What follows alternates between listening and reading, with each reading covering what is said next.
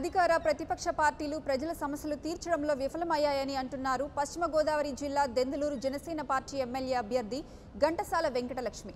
ఎన్నికల ప్రచారంలో పాల్గొన్న వెంకటలక్ష్మి ఇంటింటా తిరుగుతూ జనసేన పార్టీ గుర్తు గాజు గ్లాసుకు ఓటేయాలని ప్రచారం చేస్తున్నారు.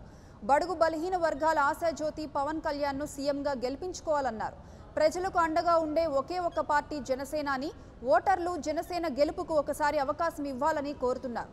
మహిళలకు సముచిత స్థానం కల్పిస్తున్న ఏకైక పార్టీ జనసేన పార్టీ అని అన్నారు. దెందులూరు నియోజకవర్గంలో తన గెలుపు ఖాయమని ధీమా వ్యక్తం చేస్తున్నారు ఘంటసాల వెంకటలక్ష్మి.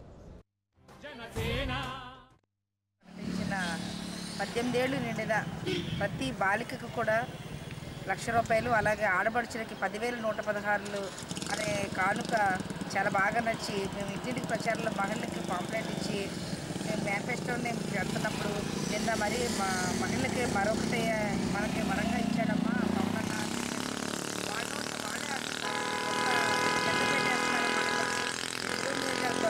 ఒక మహిళకి సీట్ ఇవ్వడంతో పాటు ఇలా మహిళలకు కూడా ఇంత పెద్దపేట వేస్తున్నారు. ప్రతి దాంట్లోనూ విద్యగా వైద్యంతో పాటు అని చెప్పేసి మన మేనిఫెస్టోని, పవన్ కళ్యాణ్ మేనిఫెస్టో, జనసేన మేనిఫెస్టోని వాళ్ళు నోటి ద్వారా వింటుంటే మాకు చాలా ఆనందంగా ఉంది.